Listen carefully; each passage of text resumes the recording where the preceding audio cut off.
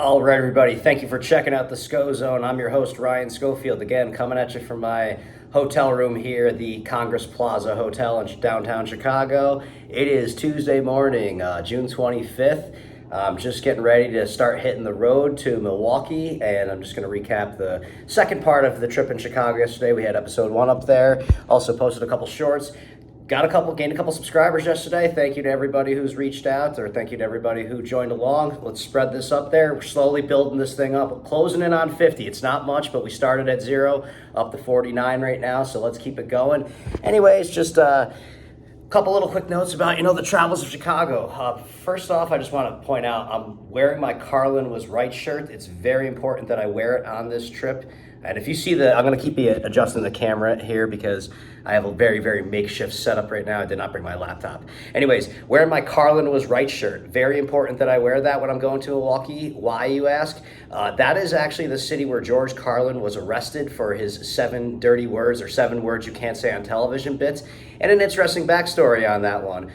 When Carlin was on stage, I believe it was his wife that... when he was told not to do the bit, he did it anyways, I believe is how that went down.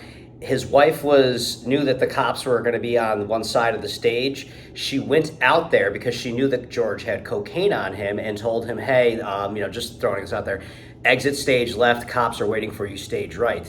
So when he went off the other side, he had a couple minutes there, he was able to stash the cocaine, I believe, in the bass drum that was there for whatever music act that was either going to be performing or was next to perform. So he always said somebody in that rock and roll band found a nice little surprise for them. So I love the idea of, going back there, rubbing it in their face. I mean, again, George was always right. Rest of the Chicago trip, I love the city, man. But I was told it's a great time, and I'm sure, I'm getting the best of it. I'm getting the spring, summertime. It was beautiful. Could not have asked for a better day yesterday. As far as, actually, we did get a little bit of rain at the ballpark, but I will say that was pretty well received. It was actually nice because in the top of the 7th inning, we just, all of a sudden, I was watching an Ohtani at bat from the outfield, and he walked. And then as soon as he walked, it was just like the sky just opened up and we're like, oh, shit. So I wasn't minding that so much because I was like, I have nothing else to do. And Game 7 of the Stanley Cup was going on, so I'm like, I can actually focus on that now for a little bit because I did have a large financial stake in that one. Yesterday did not start off so well gambling for me. Italy was a flop for me on the pitch. I loved Lance Lynn to not make it through 6 innings yesterday. Lance Lynn fucking was dealing. My buddy was at the game just like, he looks really good right now. And there was no way out of that one. So I took a hit there. So now we're looking at this becoming a very, very expensive week because I kind of really planned on Florida winning that when they were up 3-0.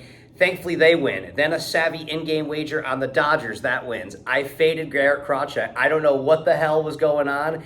They pulled him. I had him under 17.5 outs. He was on 17 outs, and they pulled him. He had bases empty, 2 out in the inning. They didn't let him finish it. I'm sure they probably wanted a righty-righty matchup or something along those lines. I was a little bit, at that point, little fried, literally and figuratively.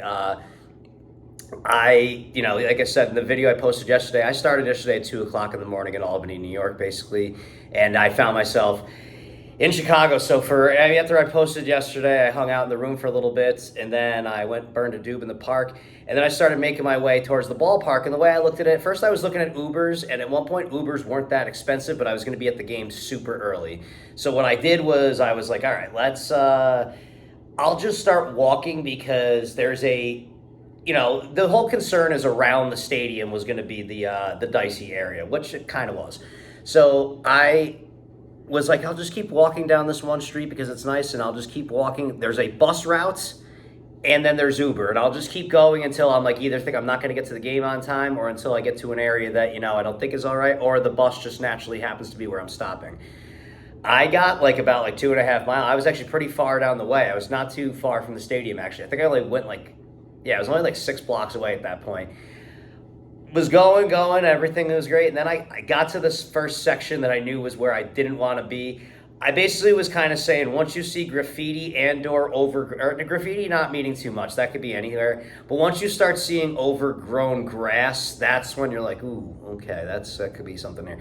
So everything's going great, walking, and then you finally see there's this little like I recognize these places from Rochester. It's like looks like I don't know what the area was exactly, but it's got barbed wire over it, and the grass is growing up like this high, and I'm like, huh.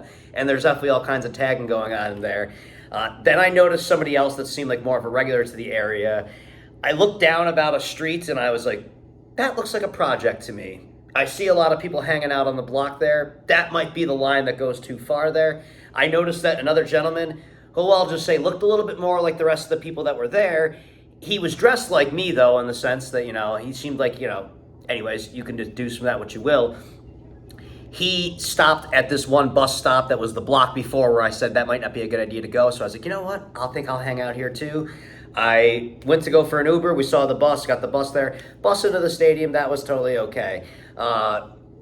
They do the best they can with what they got in Chicago. The whole thing is that they built that stadium before they built Camden Yards, which is when they really started investing in big ballparks.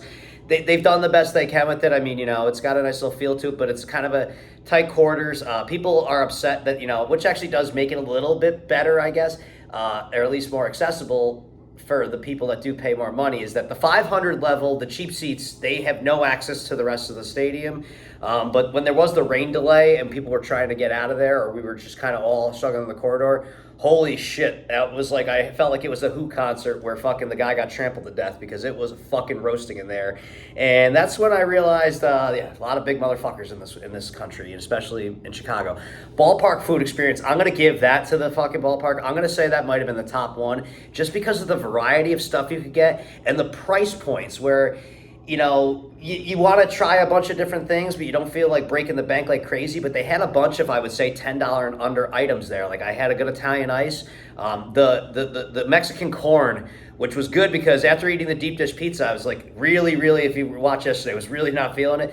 I ate the corn because, not getting too much into detail, those are what we call tracers corn niblets, where you can determine how quickly it takes something to go through your system. It was all cleared out this morning. Had those churros were like 5 something, NA beers, that was huge. I was able to enjoy an NA beer at the game, which was a Sam Adams Just the Haze. Kind of random that it's a Sam Adams in Chicago, but so cheers to them. The delay cleared out the crowd a little bit. Getting out of the game again, they did warn that the crowd, the stadium people, like again another scammer, some kid, young African American kid, they had like some drum circle going on. Hey, they just force it. And like, that was the thing I realized, because I'm by myself and I probably look a little bit more unassuming than the utmost. I guess, I don't know, but like they hand me the sheets and he's like, oh, hey, donations. And I just hand it back to him like, no. And he's like, oh, yo, come on, man, you can help us out. I'm like, I ain't got no cash and stuff like that. Then he's like going out the Venmo, and I just kind of like did like a hard, like one of these. And then it stopped. Walking past, I mean, I will say if you do drink, they are good as far as that down by the game. They do have like shooters and drinks that you can always get. But, the key, what I did was there was a couple ahead of me, and I kind of started walking.